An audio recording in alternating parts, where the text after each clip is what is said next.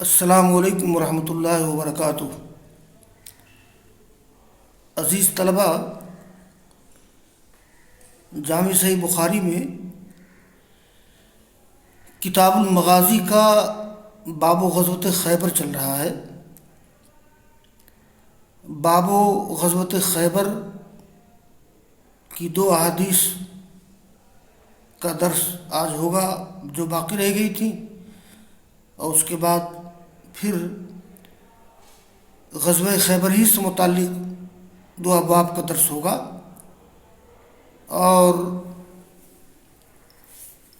جو درس کل ہوا تھا طلبہ نے اسے سنا بھی ہے، لیکن ویڈیو ریکارڈنگ نہ ہونے کی وجہ سے آج میں اس درس کا اعادہ کر رہا ہوں۔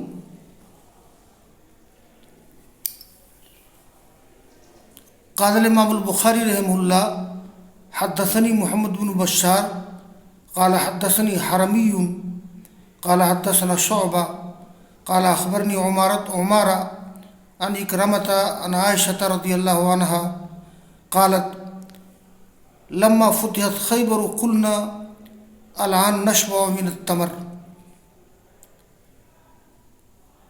وقال حدثنا الحسن قال حدثنا قرة بن حبیب قال حدثنا عبد الرحمن بن عبد الله بن دینار عن أبيه عن ابن عمر رضی اللہ عنہما قال: ما شبعنا حتى فتحنا خیبر.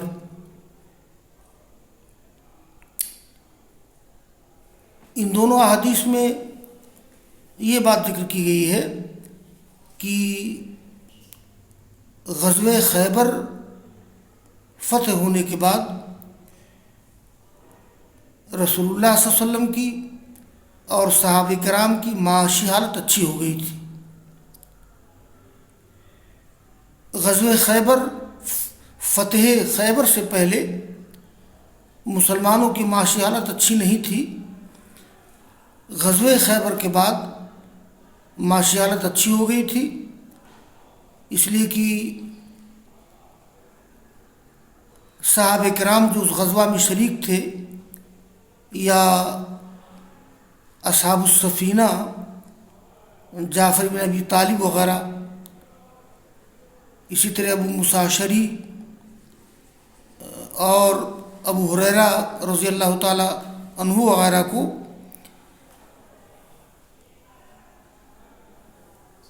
غزوہ خیبر میں حاصل ہونے والے مال غنیمت سے حصہ ملا تھا، اور رسول اللہ صلی اللہ علیہ وسلم کو 1/5 ملا تھا۔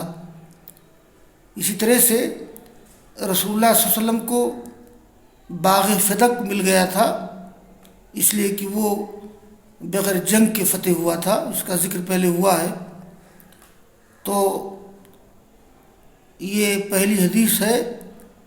عائشہ رضی اللہ تعالیٰ عنہ کہتی ہیں کہ جب خیبر فتح ہو گیا تو ہم لوگوں نے کہا: الان نشبع من التمر، اب ہم کھجور کھا کر کے آسودہ ہو جائیں گے، یعنی کھجور کھانے کو ملے گا ہم لوگوں کو، اور اب کھانے پینے کی پریشانی ختم ہوئی۔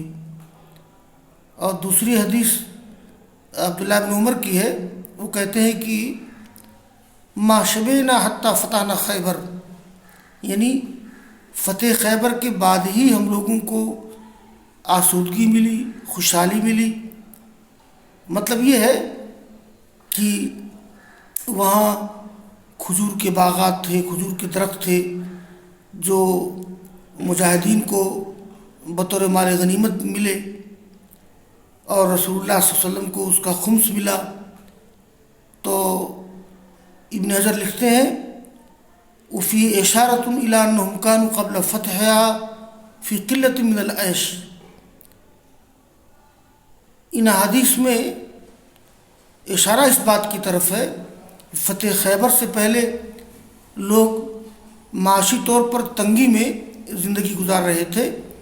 فتح خیبر کے بعد اللہ تعالیٰ نے ان کو کشادگی، وسعت اور مالی فراوانی عطا کی، اور اسی کی طرف اشارہ کیا گیا ہے. یہ جو قرآن کریم کی سورہ ہے وہ وجدک عائلا فاغنا، اے نبی اللہ تعالیٰ نے تجھے محتاج پایا اور بے نیاز بنایا، غنا عطا کیا، مالداری عطا کی. اس کے بعد یہ باب نمبر 39 ہے، باب استعمال النبی صلی اللہ علیہ وسلم علی اہل خیبر. استعمال کے معنی ہوتے ہیں عامل بنانا، نگراں بنانا، ذمہ دار بنانا. تو اہل خیبر پر رسول اللہ صلی اللہ علیہ وسلم کا عامل بنانا. فتح خیبر کے بعد آپ نے وہاں اپنا نگراں، اپنا معاون اور اپنا عامل بنا دیا تھا. تو امام بخاری نقل کر رہے ہیں، قال الامام البخاری رحمہ اللہ حدثنا اسماعیل قال حدثني مالک عن عبد المجید بن سہیل عن سعید بن المسیب عن ابی سعید الخدری وابی ہریرہ رضی اللہ عنہما ان رسول اللہ صلی اللہ علیہ وسلم استعمل رجلا على خیبر فجاءه بتمر جنیب فقال رسول اللہ صلی اللہ علیہ وسلم کل تمر خیبر هكذا؟ فقال لا والله یا رسول اللہ انا لنأخذ الصاع من هذا بالصاعين او بالثلاثة. فقال لا تفعل، بيع الجمع بالدراهم ثم ابتاع بالدراهم جنيبا. اس میں جو ذکر کیا گیا ہے عامل بنانے کا، تو آپ نے جس کو عامل بنایا تھا ان کا نام ہے سواد بن غزیہ. آپ نے سواد بن غزیہ کو عامل بنایا تھا.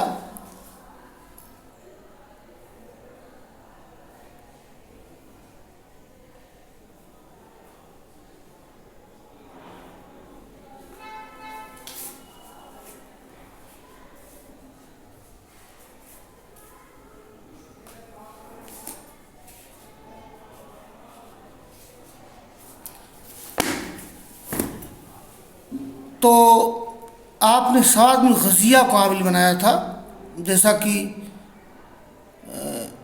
امام دارقطنی وغیرہ نے اس کا ذکر کیا ہے. یہ دیکھیے،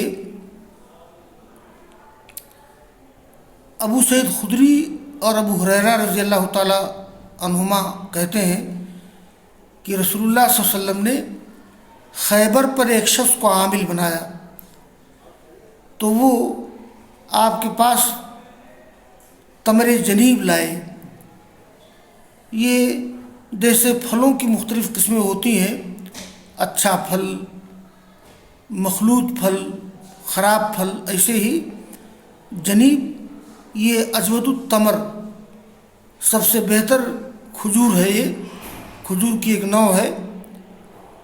اور یہ جو آگے ذکر آ رہا ہے الجمع، الجمع کہتے ہیں التمر الاردا یا تمر الردی یا التمر المخلوط، یعنی خراب کھجور، یا وہ کھجور کی جس میں اچھی خراب کھجوریں ملی ہوئی ہوں.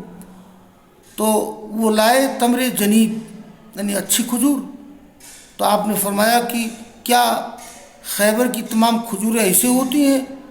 کہا نہیں واللہ اے اللہ کے رسول، بلکہ بتایا کہ انا لنأخذ الصاع من هذا بالصاعين بالثلاثة، یعنی ہم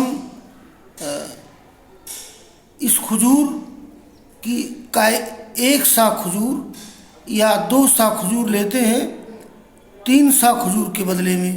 یعنی مطلب یہ ہے کہ ایسا ہوتا ہے کہ ہم لوگ، یہ دونوں میں فرق ہے. یعنی تمر جنیب اگر لینا ہوتا ہے تو جیسے 1 سا تمر جنیب تو 3 سا دوسری کھجور، یا 2 سا تمر جنیب اور 3 سا دوسری کھجور، یعنی فرق ہوتا ہے۔ تو آپ نے کہا نہیں ایسا مت کرو، ایسا کرو یہ جو ردی کھجور ہے یا 3rd کلاس کی جو کھجور ہے، بیع الجمع بالدراہم، یعنی یہ مخلوط کھجور کو یا ردی کھجور کو بیچ دو دراہم کے بدلے میں، اور اس کے بعد پھر دراہم سے خرید لو جنیب۔ دیکھیے یہی معاملہ تمام غلوں کا ہے۔ جیسے ہمارے ہاں دھان ہے تو دھان کی کئی کوالٹی ہے۔ اب جیسے موٹا دھان ہے اور باریک دھان میں سابا دھان ہے یا باسمتی ہے یا کالا نمک ہے، تو ان تمام دھانوں کی قیمت الگ الگ ہے، لہذا دھان کا تبادلہ دھان سے برابر ہونا چاہیے، ان کی جو بھی حیثیت ہو اور ان کی جو بھی قیمت ہو۔ اور اگر ایسا آدمی نہ کرے، یہ کمی بیشی سے تبادلہ نہیں ہو سکتا ہے۔ اب جیسے کوئی شخص موٹا دھان 1 کنٹل دے کر کے اور آدھا کنٹل سابھا لے یا باسمتی لے یا کالا نمک لے، یہ درست نہیں ہے۔ حکم یہ ہے کہ اگر ایک ہی جنس کی چیز ہو تو تبادلہ برابر برابر ہونا چاہیے، اور جو قیمتوں میں تفاوت ہے تو اس کو آدمی استعمال کر سکتا ہے کہ جیسے ہم موٹا دھان بیچ دیں اور اس سے جو روپے حاصل ہوں ان روپیوں سے ہم سابا دھان خریدیں یا کوئی دھان خریدیں، یہ طریقہ ہونا چاہیے۔ اور وقال عبد العزیز بن محمد بن عبد المجید عن سعید ان ابا سعید و ابا ہریرہ حدثاه ان النبی صلی اللہ علیہ وسلم بعث اخا بنی عدی من الانصار الى خیبر فامرہ علیہا، یعنی نبی صلی اللہ علیہ وسلم نے بھیجا انصار میں سے بنو عدی کے بھائی کو، ان کا نام سعد بن غزیہ ہے، جیسا کہ امام دارقطنی نے ذکر کیا ہے، خیبر کی طرف، اور وہاں ان کو عامل بنایا۔ اور وعن ابی سعید عبد المجید عن ابی صالح السمان عن ابی ہریرہ و ابی سعید مثلہ۔ آگے ایک باب ہے، باب نمبر 40، جس کا عنوان ہے باب معاملۃ النبی صلی اللہ علیہ وسلم اہل خیبر، یعنی رسول اللہ صلی اللہ علیہ وسلم کا خیبر والوں کے ساتھ معاملہ کرنا۔ آپ نے ان کے ساتھ کیا معاملہ کیا تھا؟ دیکھیے یہ معاملہ یہ کیا تھا، یہ قال امام البخاری رحمہ اللہ حدثنا موسیٰ بن اسماعیل قال حدثنا جویریہ عن نافع عن عبد اللہ بن عمر رضی اللہ عنہما قال اعطى النبی خیبر لليہود ان يعملوها ويزرعوها وَلَهُمْ شَطْرُ مَا يَخْرُجُ مِنْهَا۔ یہ خیبر کے جو باغات یا جو کھیتیاں صحابہ کرام کو ملی تھیں بطور مال غنیمت، یا رسول اللہ صلی اللہ علیہ وسلم کو جو خمس ملا تھا، تو آپ نے یہ معاملہ کیا تھا کہ وہ باغات، وہ کھیتیاں آپ نے خیبر والوں کے حوالہ کر دیا کہ یہ باغات تمہاری تحویل میں رہیں گے، تم لوگ کام کرو اور جتائی گڑائی کرو، غلہ یا پھل اگاؤ، اور ایسا ہوگا کہ نصف نصف پر معاملہ آپ نے کیا۔ آپ نے کہا کہ یہ 1/2 پیداوار تمہاری اور 1/2 پیداوار ہم لوگوں کی ہو جائے گی۔ تو ابن عمر کہتے ہیں کہ نبی صلی اللہ علیہ وسلم نے دے دیا خیبر یہودیوں کو اس شرط پر کہ وہ عمل کریں اور اس میں کھیتی باڑی کریں، اور ان کو پیداوار کا 1/2 حصہ ہوگا، اور 1/2 ان لوگوں کا ہوگا جن کو وہ ملا ہے بطور مال غنیمت یا بطور مال فے رسول اللہ صلی اللہ علیہ وسلم کو ملا ہے۔ یہ فقہ کی اصطلاح میں اس کو مخابرہ کہتے ہیں، یعنی خیبر والوں کی طرح معاملہ کرنا۔ یہ 1/2 یا 1/2 شرط نہیں ہے، جو بھی طے ہو جائے، اور اسی کو مساقات بھی کہتے ہیں۔ مساقات یہ بنا ہے سقیون سے۔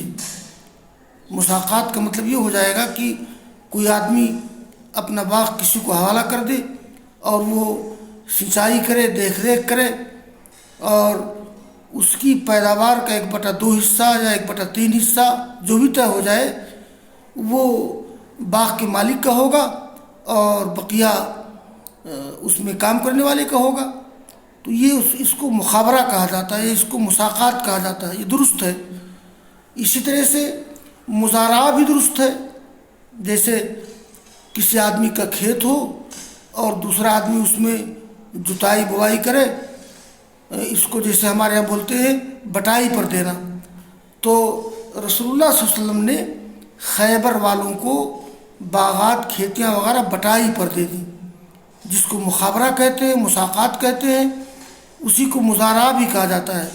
تو یہ مزارعہ کی شکل درست ہے۔ اس میں اور بھی بعض تفصیلات ہیں جو کتاب المزارعہ میں تفصیلات آتی ہیں۔ کبھی کبھی یہ ہو جاتا ہے کہ جیسے بیج دینے میں یا سینچائی میں بھی شرکت ہوتی ہے کھیت کے مالک کی، اور کبھی ایسا نہیں ہوتا ہے۔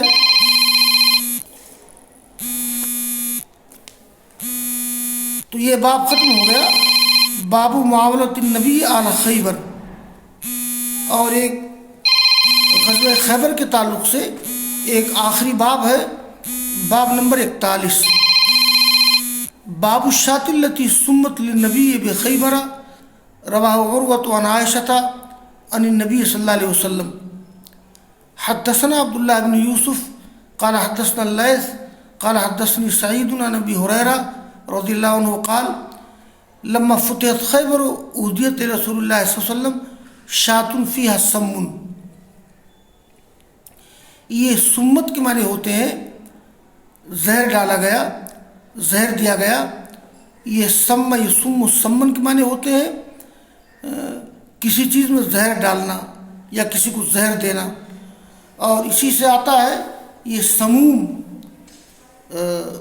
اردو ادب میں یا فارسی ادب میں گرم ہوا کو سموم کہتے ہیں، باد سموم، جھلسا دینے والی ہوا۔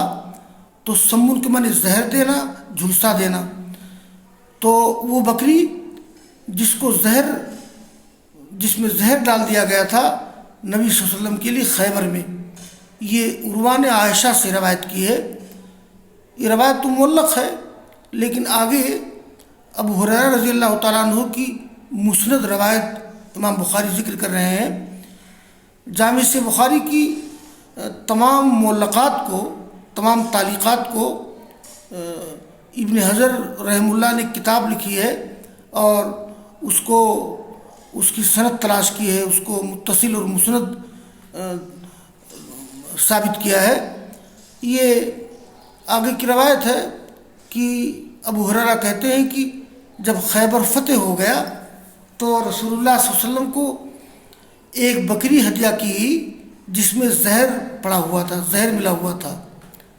یہ اس کی تھوڑی تفصیل یہ ہے کہ جب رسول اللہ صلی اللہ علیہ وسلم فتح خیبر سے فارغ ہو گئے تو ایک یہودی عورت ہے زینب بنت حارث، سلام بن مشکم کی بیوی، تو اس نے رسول اللہ صلی اللہ علیہ وسلم کو ایک بکری ہدیہ کی، بکری کا گوشت جس میں زہر ڈالا ہوا تھا، آپ کو ہدیہ کیا تھا۔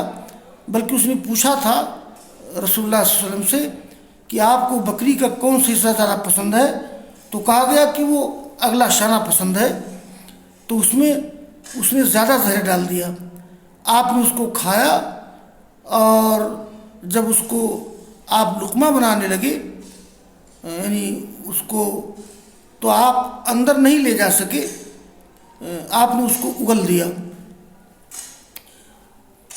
آپ نے بھی کھایا، اور جب آپ کو معلوم ہوا کہ یہ بکری زہر آلود ہے تو آپ نے صحابہ کرام سے کہا کہ امسکو فإنہا مسمومہ، مت کھاؤ تم لوگ، یہ زہر آلود ہے، اس میں زہر ڈالا گیا ہے۔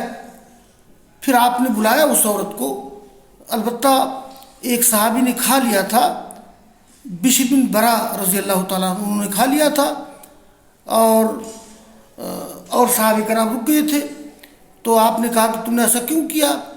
تو اس نے کہا کہ اردت ان کنت نبیا فیطلعک اللہ وان کنت کاذبا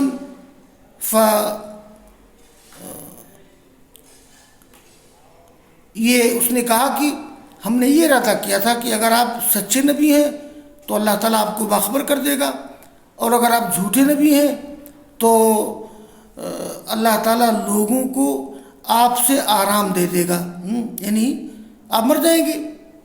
بہرحال رسول اللہ صلی اللہ علیہ وسلم نے اس عورت کو تو معاف کر دیا اپنی ذات کے لیے ذاتی طور پر، لیکن بشر بن برا نے جو گوشت کھا لیا تھا اس کا، تو بشر بن برا کا انتقال ہو گیا تھا، ان کی وفات ہو گئی تھی۔ چنانچہ رسول اللہ صلی اللہ علیہ وسلم نے بعد میں اس کو قتل کروا دیا قصاص میں۔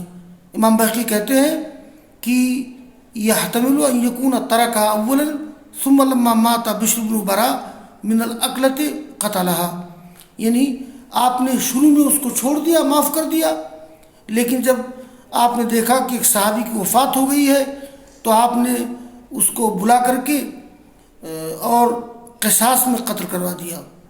تو یہ غزوہ خیبر کے تعلق سے ابواب ختم ہو گئے ہیں، احادیث ختم ہو گئی ہیں، اور آئندہ پھر دوسرے ابواب شروع ہوں گے انشاءاللہ۔